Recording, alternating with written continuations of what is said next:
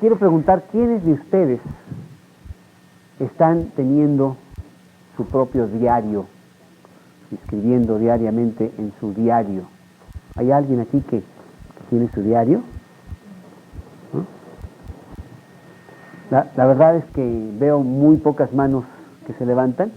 Es una práctica maravillosa el que tú tengas tu propio diario, y además que tú lo concuerdes con la palabra de Dios y con tus experiencias de la vida diaria. Te compras un cuaderno lo suficientemente grueso para que te dure unos meses, y en tu lectura diaria tú lees lo que estás en ese momento pasando en la palabra de Dios, y Dios te habla y te dice ciertas cosas. Además tú estás teniendo ciertas experiencias de tu vida en esos momentos, en esas circunstancias, y cosas vienen a tu mente, ¿no? Pensamientos de Dios y enseñanzas. Entonces tú, junto con tu lectura, pones la fecha y anotas esos versículos y anotas esas experiencias como un hablar por escrito con Dios, ¿no? Dios, pues muchas gracias porque en estos versículos que estoy leyendo, aquí me estás diciendo esto, y bueno, estoy encontrando esto, y la respuesta, no sé. Es una práctica muy bonita porque es un ejercicio para que la enseñanza penetre más. Y además con el tiempo puedes regresar a ver qué pasó en tu vida y vas viendo el caminar, el avanzar de tu propia vida. Es muy bueno tener un diario. Salomón tenía su diario. Es posible que haya tenido varios porque la verdad, fue por una época muy terrible de su vida, el libro de Eclesiastés, en donde este señor trata de encontrar el estímulo, el significado de la vida sin Dios. Hay una pieza de música clásica que a mí me gusta mucho, que se llama Cuadros de una exposición. Es más, Margarita creo que la tocó en el piano, es para piano. Creo que la tocó ella hace, bueno, en sus años de estrella. Y el autor va describiendo el estado de un hombre a través de varios cuadros de una exposición, una galería de diferentes cuadros. Y un diario es básicamente también eso, ¿no? Tú pintas diferentes circunstancias, actitudes de tu propia vida. Y podríamos decir que el libro de Eclesiastés es una galería de los cuadros que Salomón nos ha estado pintando. Déjame traer mis lentes. Poco a poco se me están oscureciendo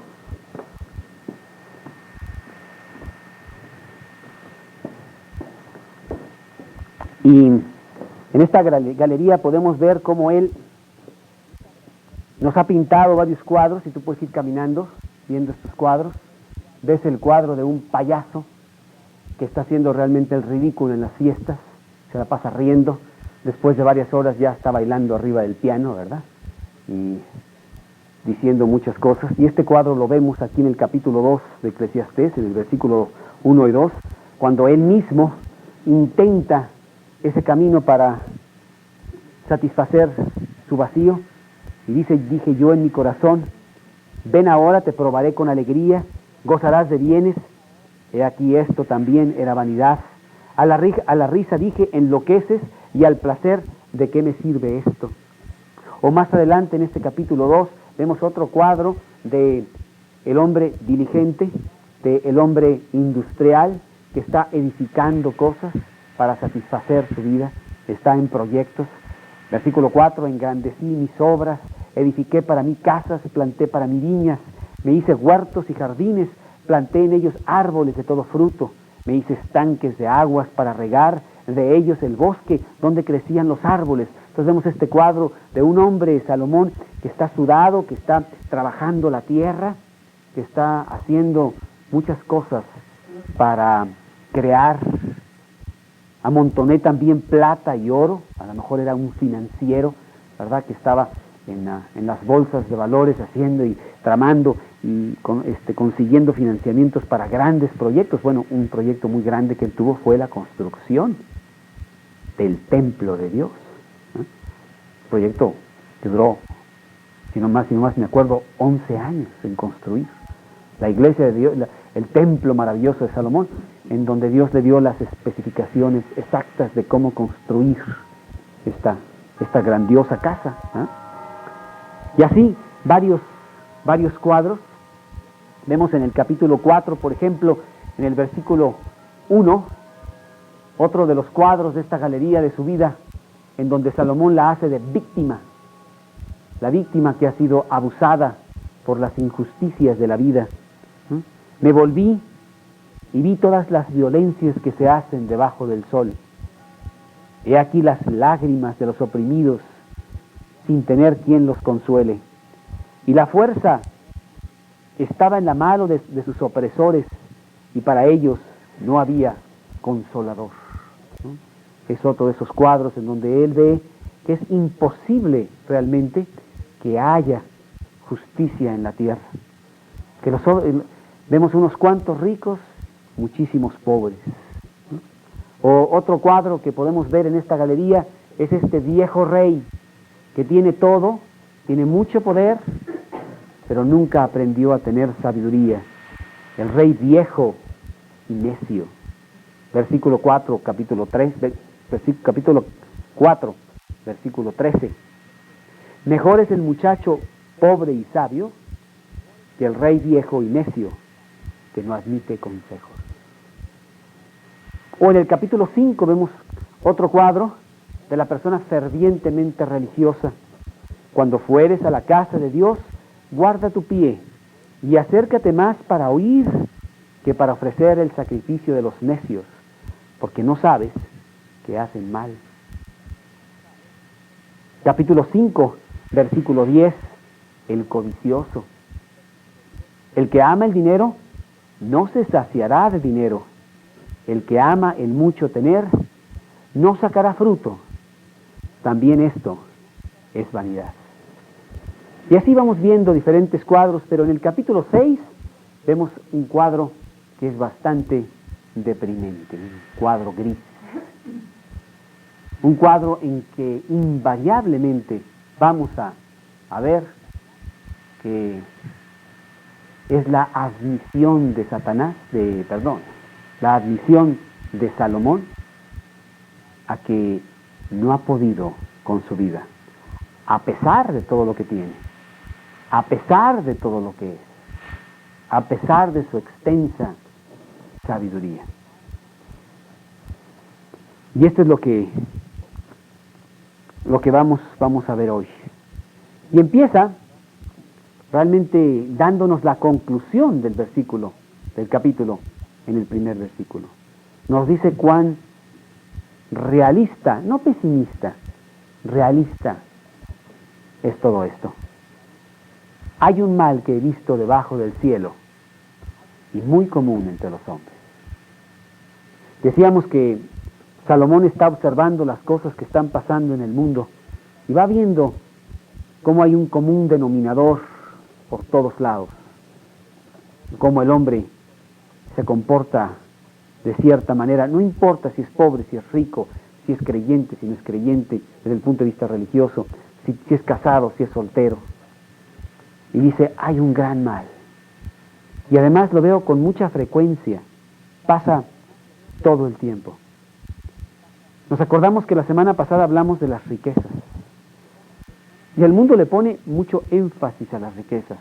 Oh, si yo tuviera dinero, qué diferente sería todo. Yo sería muy feliz. Me iría a Cancún 5 días.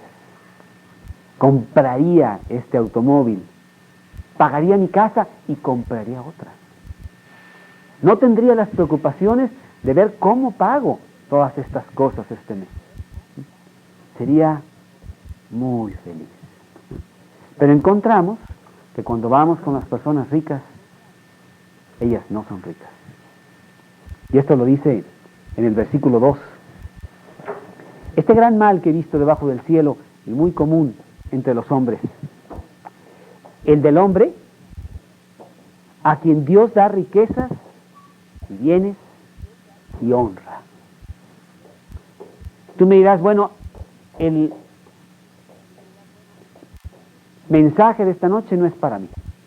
Tú no sabes las broncas que yo tengo en estos días con las finanzas. La verdad es que lejos de ser rico, soy bastante pobre y yo no tengo ni riquezas ni bienes. Honra, pues ahí entre unas cuantas personas nada más, ¿no? Y eso no es cierto, porque de alguna manera, como las riquezas son relativas, a todos nos atañe. Por muy pobre que seas, por muy poco que tengas, realmente estás por encima de otras personas y para ellos eres rico.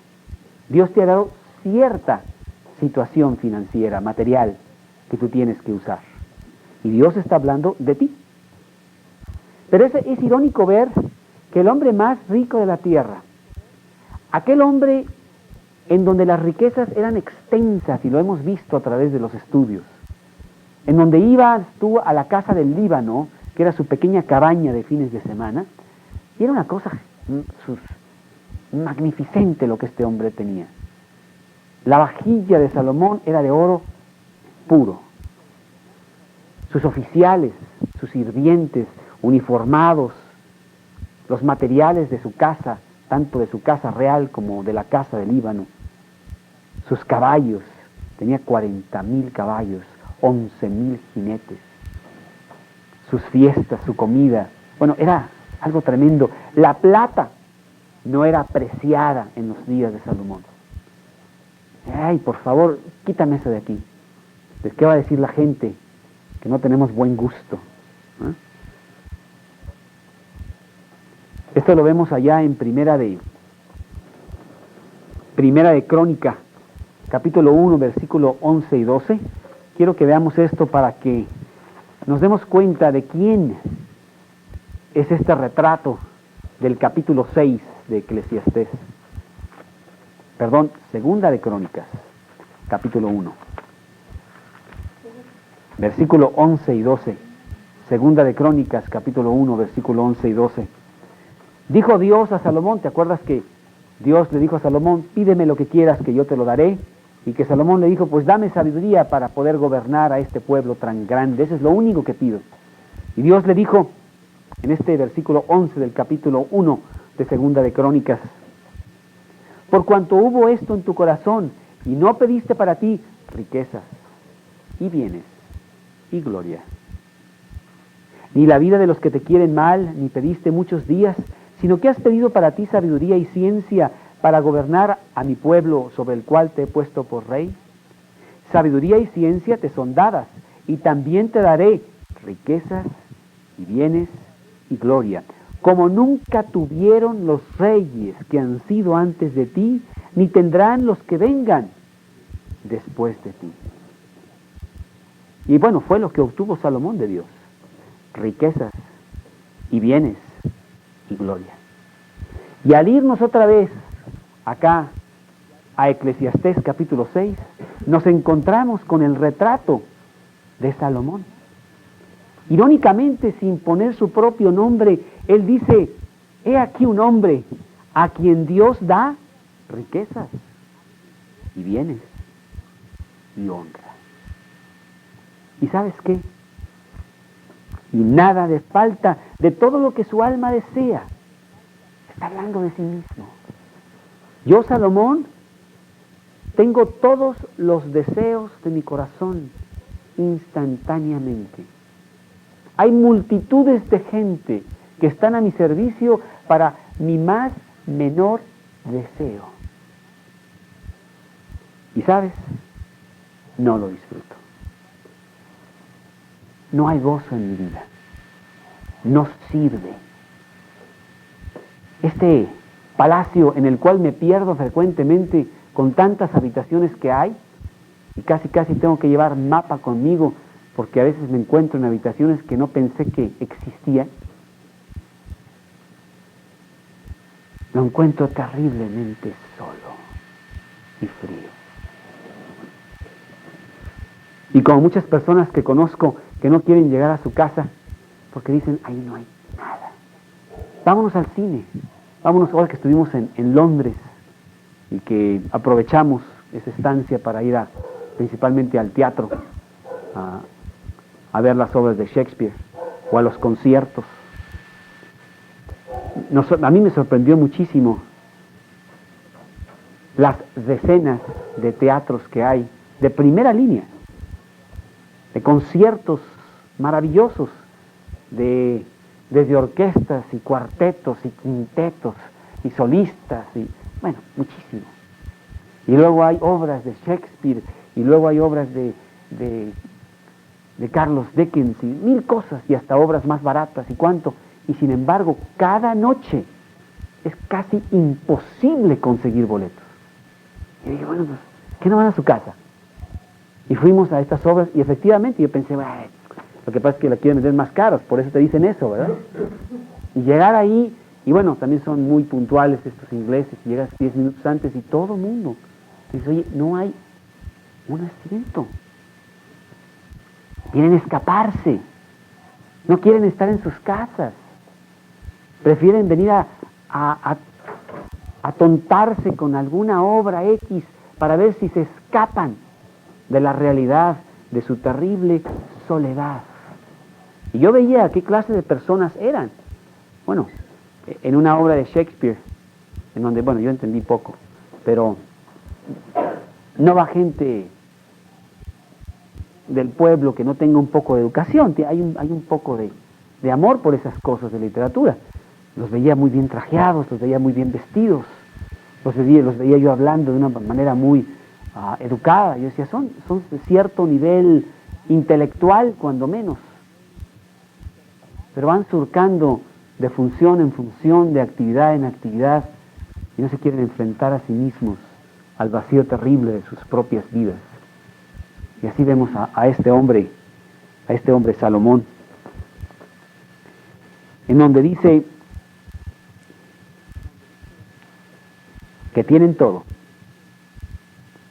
pero Dios no le da facultad de disfrutar de ello, sino que lo disfrutan los extraños.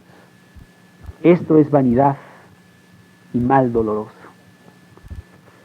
¿Qué cuadro de este hombre que tiene todo y realmente no tiene nada? Yo quiero preguntarte si tú estás verdaderamente disfrutando las cosas que Dios te ha dado. Y mira que tenemos muchísimo. El simple hecho de que esta noche hayas venido tú sin que tuvieras que tener ayuda física, que hayas entrado con tus dos pies trabajando perfectamente y se hayan flexionado de cierta manera para sentarte, y tus pulmones están tomando todo el oxígeno pertinente para que tu cerebro se llene de sangre y puedas escuchar y pensar y ver y apreciar. Bueno, ya es una riqueza tremenda. Pero además viniste, por lo que veo, trajeado, con cierta ropa, inclusive de ciertos colores, y además te pusiste ahí en los ojos ese color para que quedara bien con el suéter, ¿ah?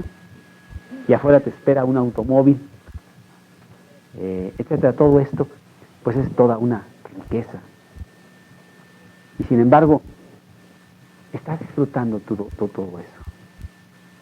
O vives en la angustia total de no tener aquello poco que no tienes, menospreciando todo lo que sí tienes. Y si tuvieras más, tendrías a ser como Salomón, que dice, tengo todo, ya no hay nada que no pueda yo desear. Yo creo que un grave problema en Israel, tenía 1000 mujeres, dice la Biblia, ¿no? Porque tenía todo, también mujeres. Un grave problema en Israel debió haber sido el día de su cumpleaños. ¿Qué le compro a este tipo? Y ahí iba a Liverpool y decía, yo no sé qué le voy a comprar, ¿verdad? Bueno, voy al zoológico a comprar una víbora. No tiene muchas, tiene un zoológico, etcétera, ¿no? Tenía todo. Pero dice, pero no tengo el regalo de Dios de disfrutar todo ello. No puedo. No lo puedo disfrutar. Inclusive en el versículo 3 dice, aunque el hombre engendrare 100 hijos y viviere muchos años, y los días de su edad fueren numerosos, si su alma no se sació del bien y también careció de sepultura, yo digo que un abortivo es mejor que él. En el Antiguo Testamento, una señal de gran bendición de Dios era el tener muchos hijos. Bueno, ahora es al revés, ¿verdad? Nadie quiere tener hijos, ¿no? Y si de repente dicen, no, pues llegó, pero no más uno, no. Allá no, allá querían tener muchos. Y el que tenía más era el que más recibía las bendiciones de Dios. 12, 15, bueno. Y eso lo vemos acá en los Salmos, en el Salmo 127, del 3 al 5, cómo se consideraba que la cantidad de hijos era una gran cosa. Salmo 127, del 3 al 5. He aquí, herencia de Jehová son los hijos, cosa de estima el fruto del vientre. Como saetas en mano del valiente, así son los hijos habidos en la juventud. Bienaventurado el hombre que llenó su aljaba de ellos. Dice Salomón, pues aunque tuviera 100, pues ni aún así los puedo disfrutar si no viene de Dios. Y si tuviera también muchos años, si mi vida fuera muy, muy larga, que también era otra de las bendiciones, señal de bendición en el Antiguo Testamento, la llenura de años. Dice tampoco eso. Lo vemos, por ejemplo, en Génesis, capítulo 25, 7 y 8. Génesis, capítulo 25, 7 y 8.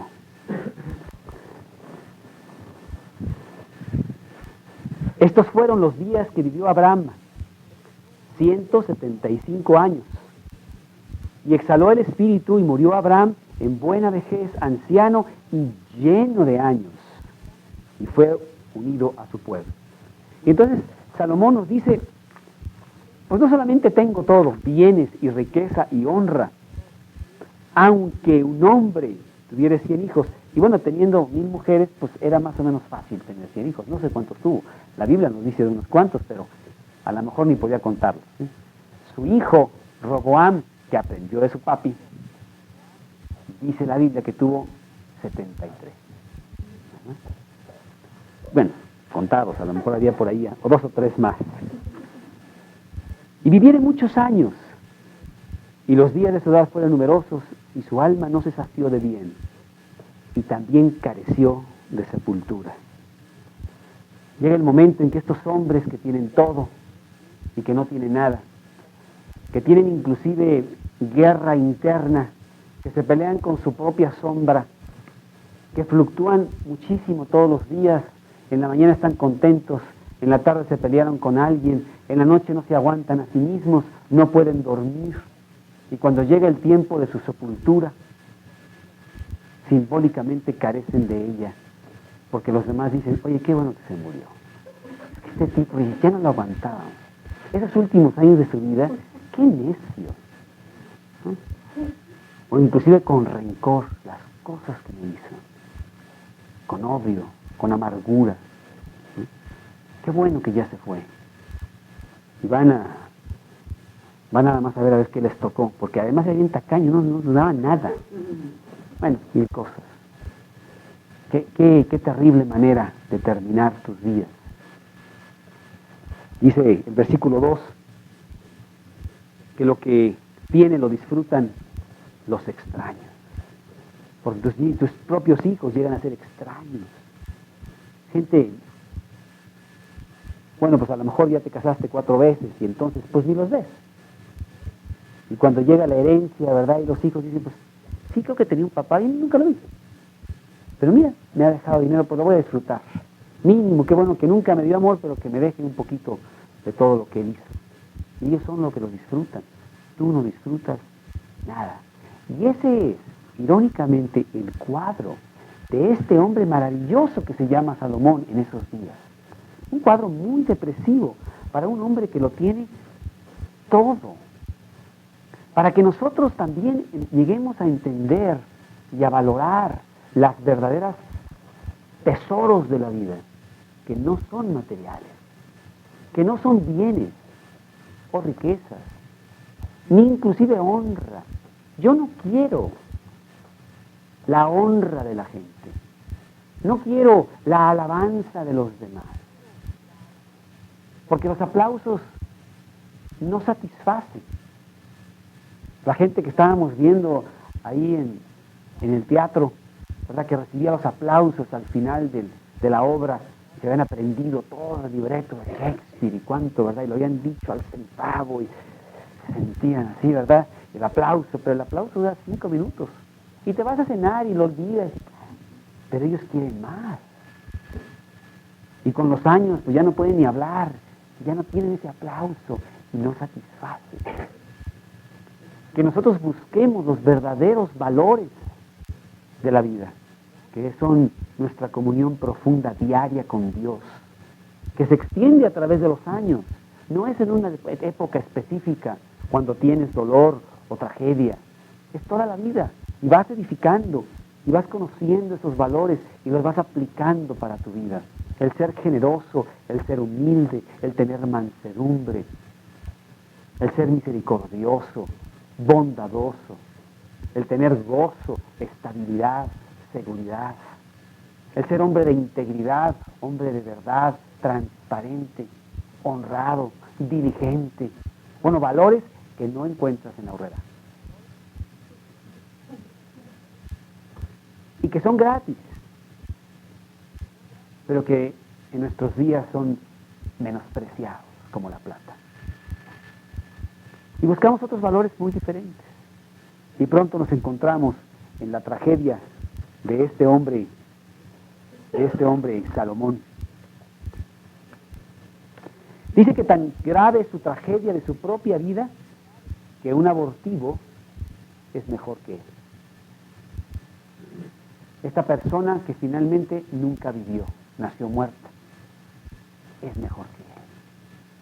Dice, yo vine, yo hice, yo me cansé, edifiqué, destruí, estuve deprimido, después estuve muy alegre. ¿Cuántas cosas vi debajo del sol? A final de cuentas, el que no vio nada está mejor que yo. Bueno, es un estado muy depresivo de este hombre. Dice en el siguiente versículo, porque el abortivo, en vano viene, a las tinieblas va, y con tinieblas su nombre es cubierto. Además, no ha visto el sol, ni lo ha conocido. Más reposo tiene que aquel.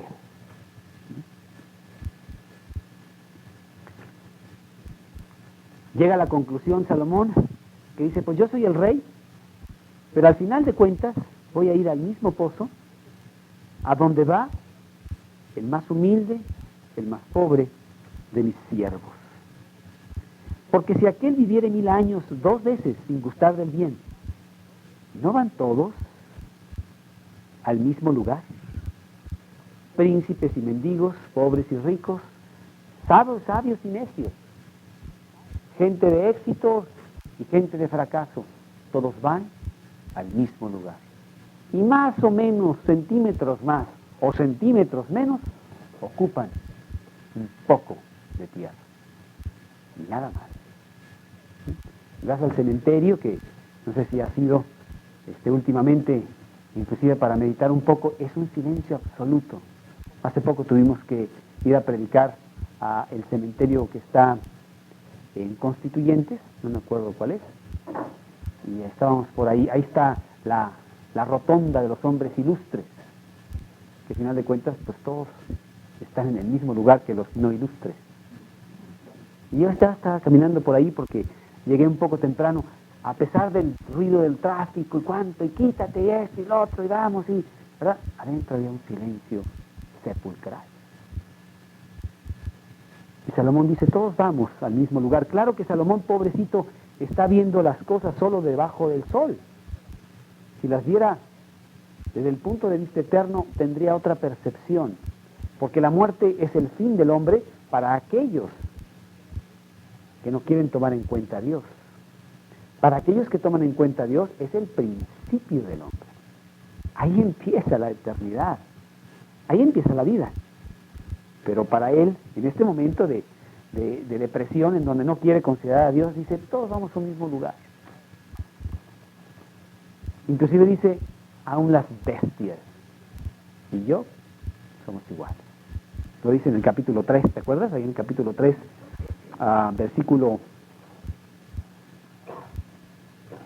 19, porque lo que sucede a los hijos de los hombres, lo que sucede a las bestias, un mismo suceso es. Como mueren los unos, así mueren los otros. Y una misma respiración tienen todos. Ni tiene el hombre más que la bestia, porque todo es vanidad. Todo va al mismo lugar. Todo es hecho del polvo. Todo volverá al mismo polvo. Si tan solo él leyera sus propias líneas y entendiera que el hombre, aunque es mortal físicamente, es inmortal en su espíritu. Versículo 3:11. Todo lo hizo hermoso en su tiempo y ha puesto eternidad en el corazón de ellos, sin que alcance el hombre a entender la obra que ha hecho Dios desde el principio hasta el fin. Es un momento negro en la vida de Salomón, en donde nada tiene significado. Y es que si Dios no está en el centro de tu vida, no que creas en Dios, algunos me dicen, yo creo en Dios. No que hagas actos religiosos, algunos me dicen, yo cumplo con mi religión. Nada de eso te puede hacer escapar de esta situación de gran vacío y de crisis interna, sino una comunión directa personal con Dios. Es muy diferente. A veces la gente no me entiende o no quiere entender que hay una gran diferencia entre ser religioso y tener una comunión personal con Dios. Son cosas muy diferentes. Yo puedo hacer los rituales, pero mi corazón puede estar muy lejos de ahí. O puedo no hacer los rituales y tener un corazón lleno de Dios, en donde mi comunión es estrecha con el Creador, ¿sí?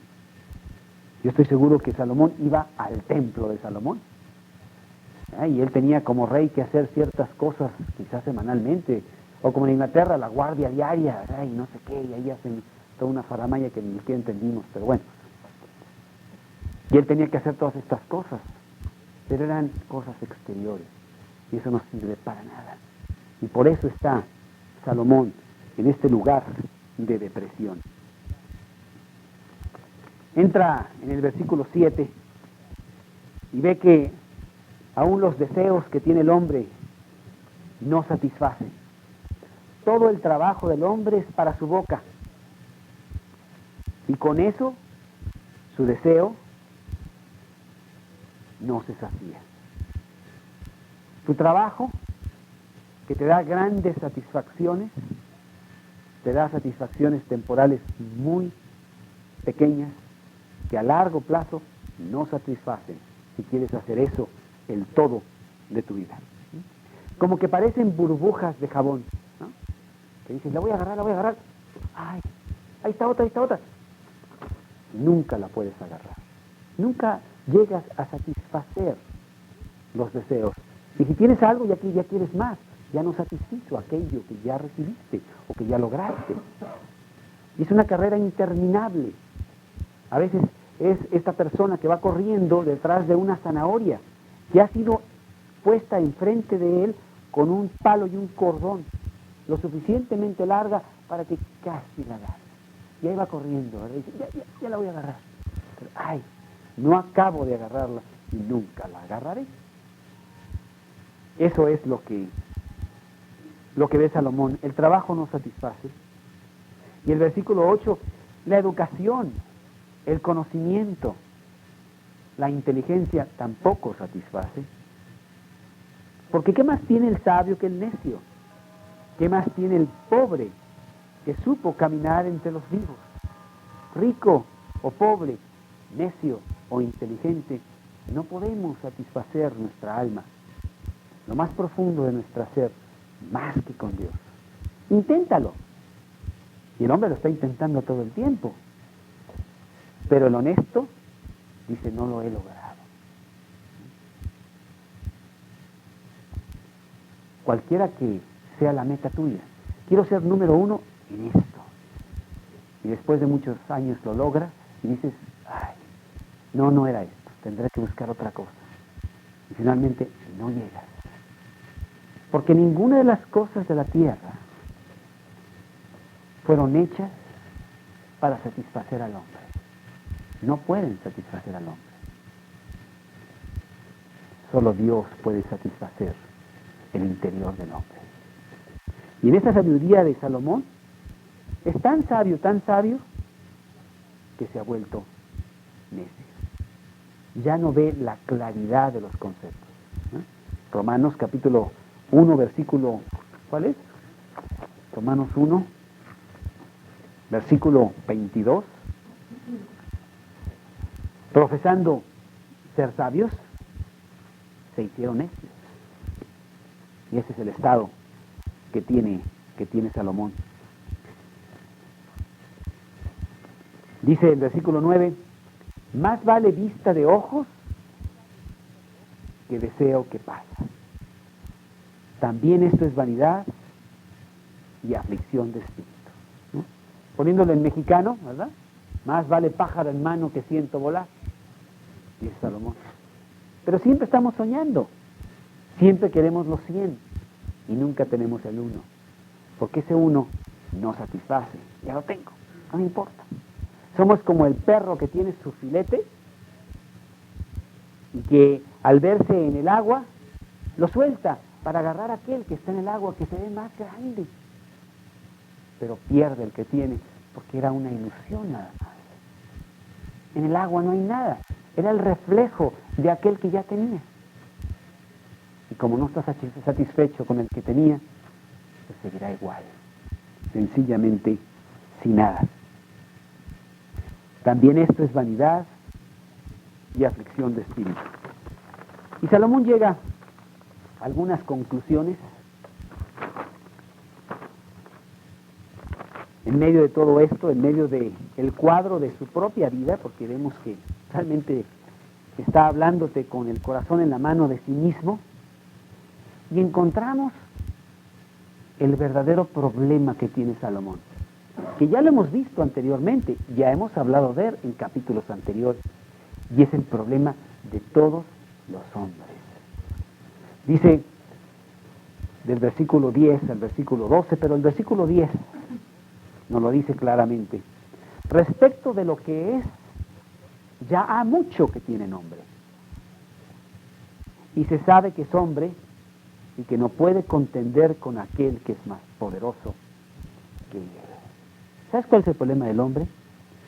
El problema del hombre es que no quiere aceptar la soberanía total de Dios. El hombre se rebela contra Dios. Salomón nos lo ha explicado, creo que nos lo dijo ya en el capítulo, varias veces, capítulo 3, versículo 14. He entendido que todo lo que Dios hace será perpetuo. Sobre aquello no se añadirá, ni de ello se disminuirá. Y lo hace Dios para que delante de Él teman los hombres. Muy claro. Pero a mí no me interesa eso. Yo quiero ser independiente. Ese deseo lo traigo desde Adán y Eva. Me lo enseñó un ser que también le gustaba mucho y cayó en esa tentación. Es una cadenita que viene desde los siglos. Cuando Dios hizo aquel ángel de luz que se llamaba Lucifer, y era la mano derecha de Dios, poderoso en hermosura y sabiduría, que se paseaba en el huerto de Dios, un día dijo para sí, esto haré, seré igual a Dios, seré semejante al Altísimo, y no me va a tener que decir qué es lo que yo tengo que hacer. Yo voy a ser independiente, yo le voy a mostrar a Él. Ese fue el pecado de Satanás. Y Satanás fue desechado de Dios, de ser el gran ángel de Dios a ser el demonio. Esto está en Ezequiel capítulo 28.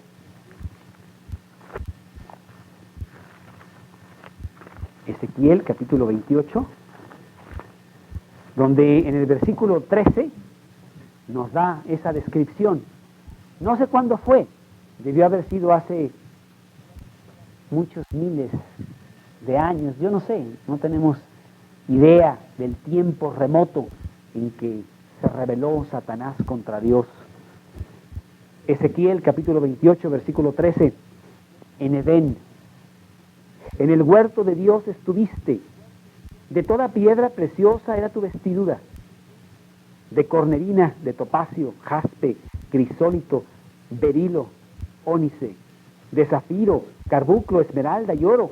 Los primores de tus tamborines y flautas estuvieron preparados para ti en el día de tu creación.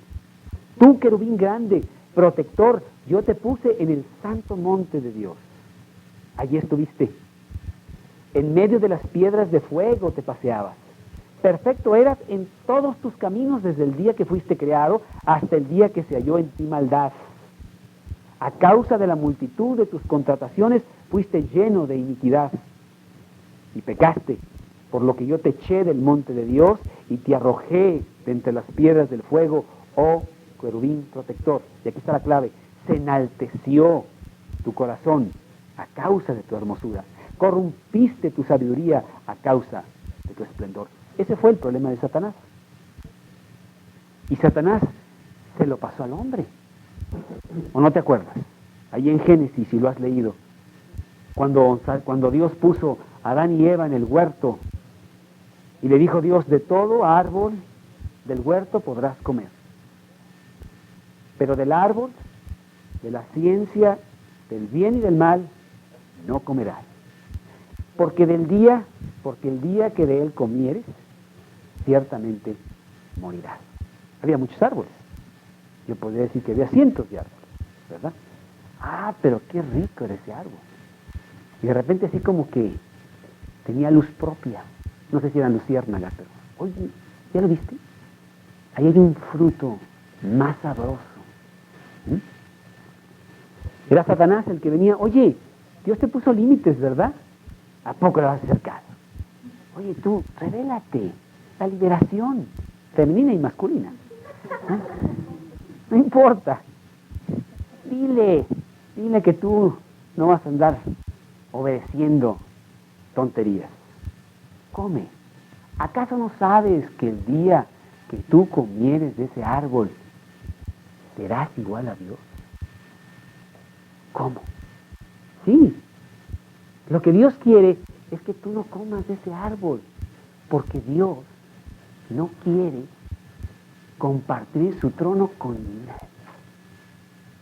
Y sabe que si comes de él serás igual a Dios. Entonces ya no habrá Dios, habrá dioses. Por eso no quiere que comas. ¿De veras? Sí, de veras. Oye, eso está muy mal. A mí me gustaría ser como Dios. Claro, Satanás ya lo había intentado antes. Órale. Y vemos a Adán y Eva comer de ese fruto prohibido y enterarse del gran engaño. Téntalo con tu hijo de 2 años y dile: no puedes tocar esto. Y de repente esto es lo más atractivo de toda la casa. ¿No? Me encanta desobedecer. ¿De dónde ha venido eso? Ay, qué sabroso, ¿verdad? Es desobedecer. No quiero leyes. No me interesa que me pongan límites. Aquí yo mando. Y entonces vamos y desobedecemos. Hay algo innato adentro que traemos de toda esta historia que viene hasta Adán y Eva y que viene hasta Satanás. Y que Salomón la repite en este versículo. Dice: ese es el problema. Mi problema es del diario que estoy escribiendo. De este viaje tonto y desesperado que he estado llevando a cabo, se traduce en una sola palabra: rebeldía. Yo no quiero someterme a Dios, ¿no? La palabra sumisión es una palabra muy fea, ¿no? Inclusive cuando tenemos pláticas de sumisión, nadie viene. No es cierto. No es cierto. Pero para una persona que no es cristiana es una palabra muy fea. Someterme. Oye, no, pues ¿cuántos años crees que tengo yo? Y te lo dices desde 5 años. Papi, yo ya no soy un niño. ¿Por qué me tratas así? Cuando tiene 10 te lo dice, y 15, y 20, y 30, y 50. Primero con el Padre y después con Dios. Oye, por favor, ¿a poco es que yo no tengo suficiente juicio para saber qué es lo que debo de hacer? Y dice Dios: pues no. Pues por eso necesito guiarte. Y nos insulta. ¿Cómo que me dices eso? Pero es verdad. Ese es nuestro problema. Se llama rebeldía. Y somos rebeldes por naturaleza, lo traemos en la sangre. No queremos aceptar la soberanía de Dios. Inclusive juzgamos a Dios. Cuando hablo de Dios, inmediatamente Dios está en la silla de los acusados. Qué injusto Dios que hizo este mundo. ¿Cómo es posible? ¿Ya viste los niños que mueren? ¿A poco Dios? Oye, ¿cómo permite eso Dios? Lo vamos a enjuiciar a 50 años de cárcel. ¿O qué sería, no? Y se ponen a blasfemar contra Dios. Cuando Dios tiene todo planeado, tiene todo exacto, y tiene un propósito eterno, justo y sabio, sin error, para cada uno de nosotros si nos sometemos a Él. Pero tomamos todo lo contrario. Y Salomón es lo que está haciendo aquí en este versículo 10. De alguna manera sale de su corazón que ese es su problema. No quiere aceptar la soberanía de Dios. No puede contender con lo inevitable. ¿Cómo que voy a morir? Yo no quiero morir. ¿Por qué hiciste todo este lío? Tengo que encontrar la manera de saltarme eso. Pero dice, no puede contender con aquel que es más poderoso que él. Dios es soberano y el hombre no lo es. Isaías 45, del 9 al 12.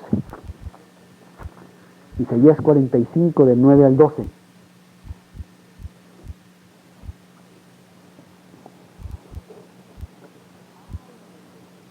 ¡Ay del que pleitea! Dice el versículo, con su hacedor. El tiesto, el vaso, con los tiestos de la tierra, con los envases de la tierra. Dirá el barro al que lo labra, ¿qué haces? ¿O tu obra no tiene manos? ¡Ay del que dice al padre, ¿por qué me engendraste? O a la madre, ¿por qué me diste a luz? Así dice Jehová, el Santo de Israel y su formador, preguntadme de las cosas por venir. Mandadme acerca de mis hijos y acerca de la obra de mis manos. Yo hice la tierra y creé sobre ella al hombre.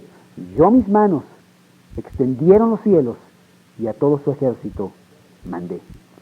Yo hago lo que quiero, cuando quiero, como quiero. Y tú, Salomón, por muchas cosas que tengas, que yo te las di, no tienes nada que decir al respecto. No puedes parar mi voluntad. ¿No? Y Salomón dice, ay, hago lo que me da la gana, pero en eso no puedo. No puedo someter a Dios a que esté dentro de mi voluntad, sino que yo inevitablemente tengo que estar en la suya. Ese es el problema del hombre. Ese es el problema de Salomón. Ese es el problema de cada hombre en la tierra. Y por eso tenemos la bronca que tenemos, porque queremos ser independientes, dándole rienda suelta a nuestro orgullo, a nuestro egoísmo, a nuestra independencia de Dios. Cuando Dios nos hizo en un diseño totalmente diferente, Dios nos hizo para someternos a Dios. Ese fue el diseño original. Y rompemos el diseño y la máquina no funciona. Y decimos, ay, fíjate que pues me falta algo, No encuentro todavía esa piececita que me falta. Sí te falta Dios, porque lo has quitado de tu vida al querer ser independiente. O has hecho un Dios a tu manera. Un Dios que te conviene. Una religión a la cual dices, ya cumplí, esto, lo otro, estoy muy bien con Dios, ¿verdad? Pero es un Dios que se sujeta a mí y no yo a Él. Es el problema de nuestro amigo Salomón. Daniel 4, versículo 35.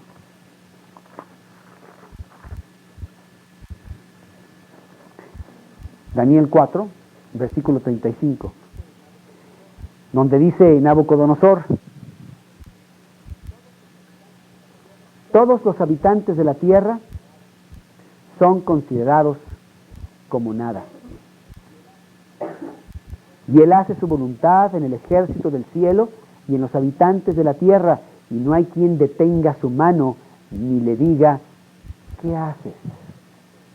Aunque con la boca lo hacemos todo el tiempo, ¿no? Cuando estamos hablando con las personas acerca de lo que dice la Biblia, empiezan los argumentos y bueno, no, yo esto y lo otro, yo pienso, yo creo, yo estimo, yo.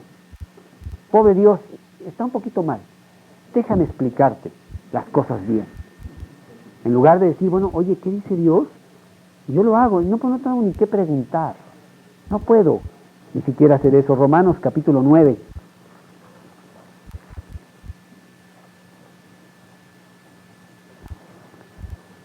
Versículo 20. Mas tú, hombre, ¿quién eres para que alterques con Dios?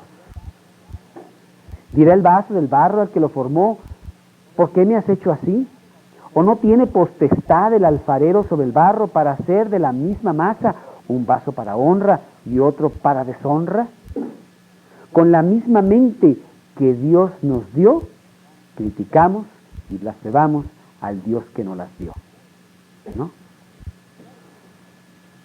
Y claro, es una mente tan pequeñita, pero creemos que la tenemos suficientemente grande para altercar totalmente con Dios.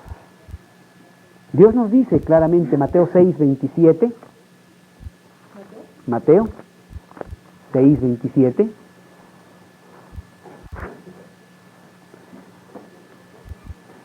¿y quién de vosotros, por mucho que se afane, podrá añadir a su estatura un codo? No podemos hacerlo más sencillo. Bueno, ahora ya puedo cambiar el color de mis ojos con la alta tecnología que yo tengo, ¿verdad? Pero es una cosita que se rompe. No puedo cambiar el color de mis ojos. No puedo cambiar la complexión que traigo ni hacerme más alto. Está tan aburrido el sermón que se opciona a jugar ajedrez. No es cierto. Eclesiastés 8:8.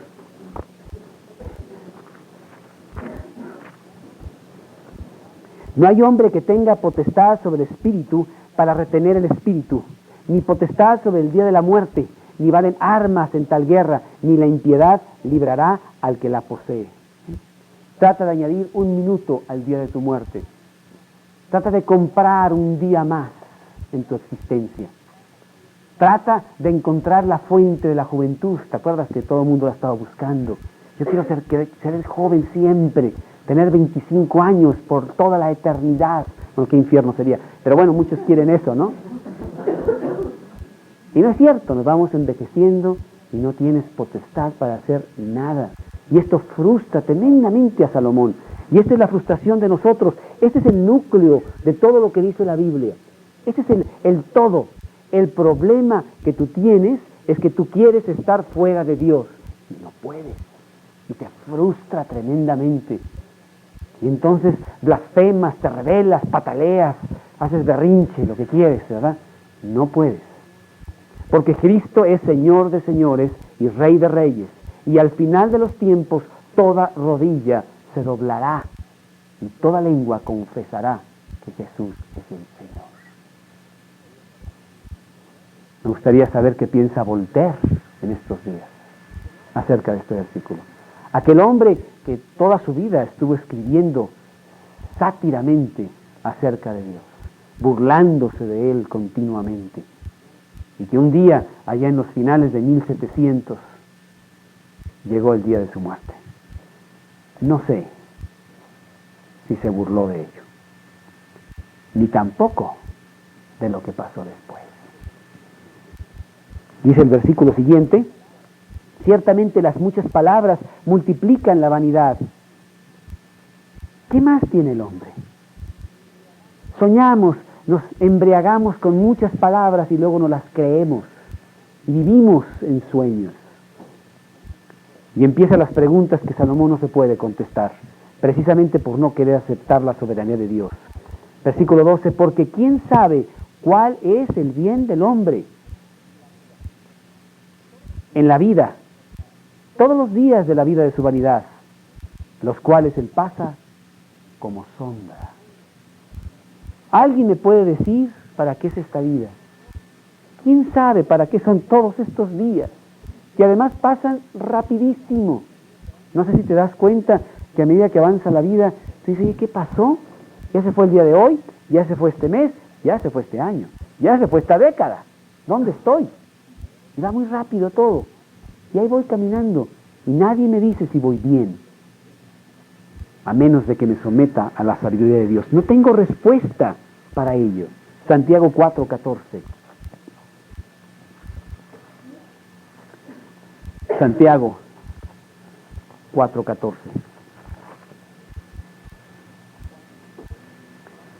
Cuando no sabéis lo que será mañana, porque ¿qué es vuestra vida? Ciertamente es neblina que se aparece por un poco de tiempo y luego se desvanece. No hay quien me conteste esa pregunta. Y va muy rápido, pasa rápidamente. Y hay otra pregunta que se hace Salomón aquí en este versículo 6, al final del capítulo. Porque ¿quién enseñará al hombre qué será después de él? Debajo del sol. No, imposible de contestar esa pregunta. ¿Debajo del sol? No, olvídalo. Arriba del sol sí, ¿eh?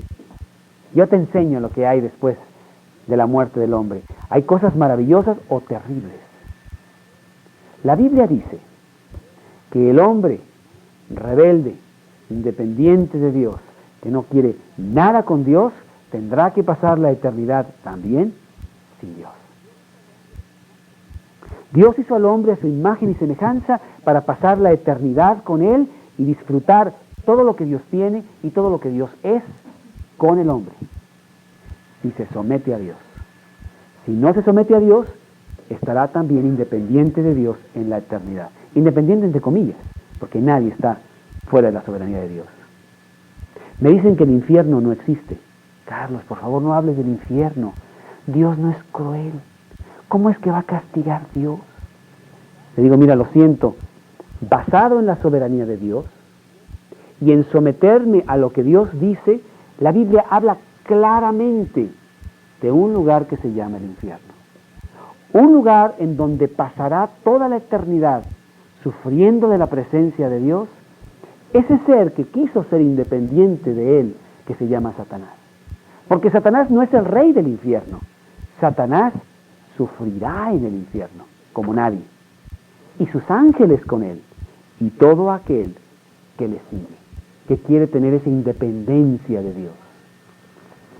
Y por otro lado, toda aquella persona que se quiere someter a Él, voluntariamente, rompiendo su rebeldía innata, viniendo a Dios humildemente para que conduzca su vida, recibirá también ese premio en la eternidad de eterna sumisión y de eterno compartimiento con Él, que se llama el cielo, y que nos lo describe allá en Apocalipsis capítulo 22. Dos lugares en donde sí podemos contestar esta pregunta con fuerza. ¿Quién enseñará al hombre qué será después de él? Debajo del sol no sé, arriba del sol sí sé. El hombre va, después de la muerte, inmediatamente a un lugar que se llama el cielo, si aceptó a Cristo en su corazón en total sumisión a Él. O al infierno, si determinó seguir su propia voluntad, tener sus propios dioses, independiente del Dios verdadero. Dos lugares, no hay otro.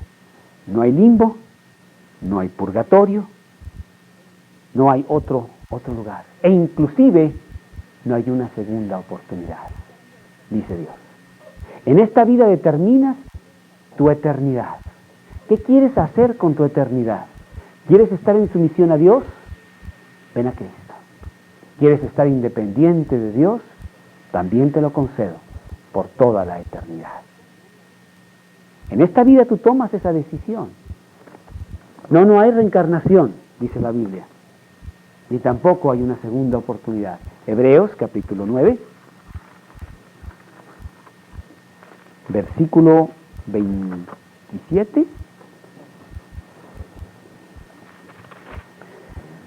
27.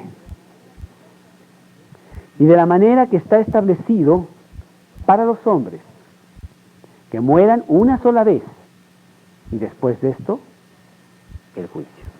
Eso es lo que dice Dios.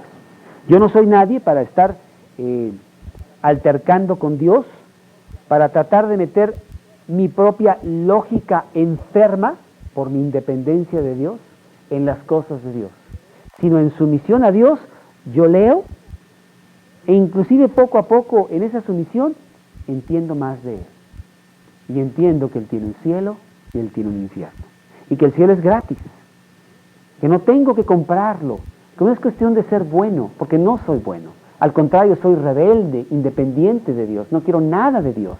La carne es enemistad contra Dios, no quiere seguir a Dios, ni tampoco puede, dice un versículo en Romanos. Y eso es lo que yo soy. Mas si yo me someto a la soberanía de Dios, Él tiene cosas grandes y ocultas que yo no conozco, que me enseña aquí en la tierra, y después de esto, un cielo mejor, porque el cielo es una tierra. La tierra es un cielo pequeño para todo aquel que se somete a Dios. Bueno, Salomón no quiso entender todo esto. Con tanta sabiduría se hizo bolas, profesando ser sabio se hizo necio, y al final este capítulo 6 nos deja inconclusos. Salomón, si tú eres el hombre más sabio de la tierra, contéstame estas preguntas. Son tan sencillas. Para el cristiano, las respuestas de la vida son muy sencillas, porque Dios da entendimiento a los humildes y oscurece la mente de los soberbios, dice Dios. En esta noche yo quiero preguntarte cuál es tu actitud hacia Dios. Si realmente tú estás dispuesto, como decía Adrián, a darle el señorío de tu vida a Dios. Dios, yo no entiendo todo. Lejos de eso, mi mente es tan pequeña, tan insignificante, pero suficiente para someterme a ti. Y en esa sumisión, empezar a ver la vida abundante y preciosa que Dios tiene.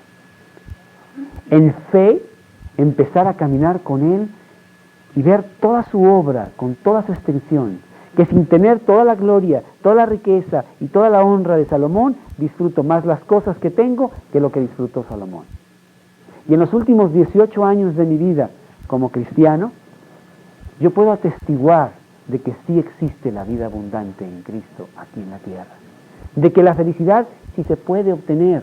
No es algo que solamente es un sueño de esperanza para mantener al hombre respirando y viviendo unos minutos más, sino que es algo que sí se puede obtener, porque Cristo lo da. Si te entregas a Él por fe, porque Él quiere que lo hagas por fe, y después Él te va enseñando todo esto. Y después de la muerte, la vida eterna, el cielo. ¿Cómo está tu actitud en todo esto?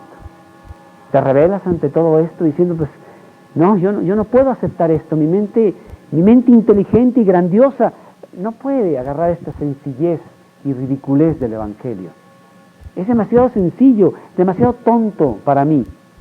Bueno, ya Pablo contesta esto a los corintios, que eran gente muy sabia y que decían que el Evangelio era también así muy tonto y muy ridículo.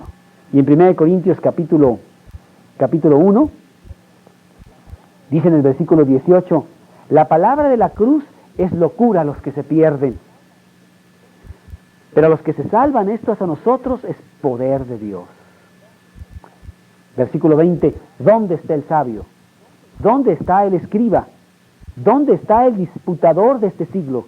¿No ha enloquecido Dios la sabiduría del mundo? Pues ya que en la sabiduría de Dios el mundo no conoció a Dios mediante la sabiduría, agradó a Dios salvar a los creyentes por la locura de la predicación. Como Festo le dijo a Pablo, Pablo, estás loco, las muchas letras te han vuelto loco. Y Pablo decía, qué grandiosa es mi locura, porque Dios está en mi corazón. Ojalá y tú en esta noche entregues totalmente tu corazón a Cristo. Quizá tú eres una persona que ha decidido tener a Cristo como el Salvador de su vida, que ha hecho una oración conmigo o aquí o con alguien de una de las personas de aquí y que ha dicho, yo voy a seguir a Cristo, pero que no has hecho nada, que ha sido solamente un sueño, palabras que finalmente nunca llegaron a nada, no hubo acción. Y que esta noche tú digas, yo no quiero eso porque además no me está conduciendo a nada. ¿De qué me sirve seguir mi mente inteligente con toda su lógica y ser totalmente infeliz? Prefiero ser ignorante, tener la locura de la predicación y ser un hombre feliz, contento, seguro, con la vida eterna en mi mano. Yo te estimulo a ti a que agarres tu mente y la tires a la basura. No que no la vayamos a usar, al contrario, con Cristo, Él la vuelve a agarrar, le quita todas esas tonterías que anda por ahí y la pone a funcionar bien, para que empezamos a entender todo lo que dice este grandioso Evangelio de Dios. Que los hombres más sabios son aquellos que se entregaron a Cristo. Empezando por el apóstol Pablo, que es una grandiosa mente intelectual maravillosa que Cristo iluminó con toda su sabiduría por su humillación. Entrégate a Cristo. Dile de una vez por todas mis broncas, todos mis problemas, todas mis dudas, ya no me importa. Yo necesito una vida nueva. Necesito que Cristo me dé ese gozo, esa paz que yo no tengo, que el mundo ofrece y que no da. Y por fin que empieces a caminar con Cristo, pero en serio. No que vengas a la iglesita de los jueves con una carita piadosa y salgas de aquí el resto de la semana sin importarte lo que dice Dios, sino que realmente sea el Señor de tu vida, que te rijas por sus principios, aunque no los entendamos, que ciertamente te da entendimiento de Él con el tiempo, Que tú le digas, yo quiero, Señor, que seas el Señor de mi vida. Eso lo hice yo hace 18 años, la más maravillosa decisión que he hecho en mi vida, lo mejor que me pudo haber pasado. Tengo la certeza de la vida eterna y estoy disfrutando una vida abundante, no sin problemas, pero ciertamente una vida abundante aquí en la tierra, con esta guía maravillosa de la palabra de Dios. ¿Cómo nos envidiaría Salomón si viera nuestra vida cristiana? Y diría, te cambio mi reino por lo que tú tienes. Después de todo, nunca me sirvió para nada. Vamos a hacer una pequeña oración. Yo te estimulo a que tú conmigo en silencio, que las palabras penetren a lo más profundo de tu corazón y que le digas a Cristo que sea el Señor de tu vida. Que sean palabras sinceras que nacen allá desde lo más profundo, no huecas que mañana se olviden, sino que mañana se reafirmen, y pasado, y el mes que entra, y dentro de un año, y dentro de 10. Dios, yo quiero que seas el dueño total de mi vida, todo lo que tengo, todo lo que soy. Y desde ahora en adelante voy a obedecer tu palabra. No quiero ser independiente, no quiero ser rebelde a tus indicaciones. Vamos a orar, pídele a Cristo que sea el Señor de tu vida.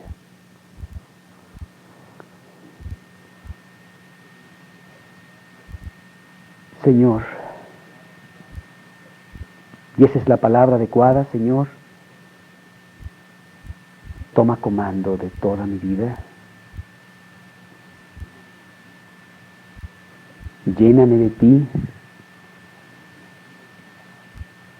alinea mi voluntad a la tuya. Sé el dueño de mi vida. Haz a un lado mi terquedad,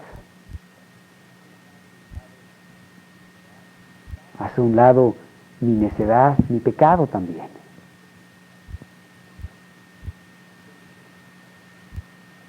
Y enséñame a ser un cristiano.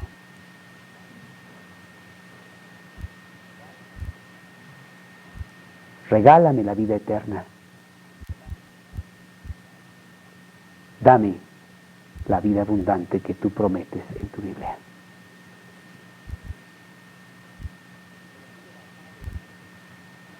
Te lo pido basado en lo que tú hiciste por mí allá en la cruz hace 2000 años.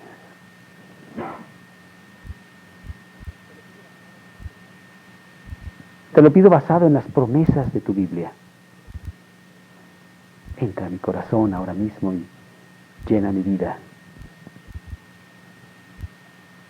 Sé mi Señor.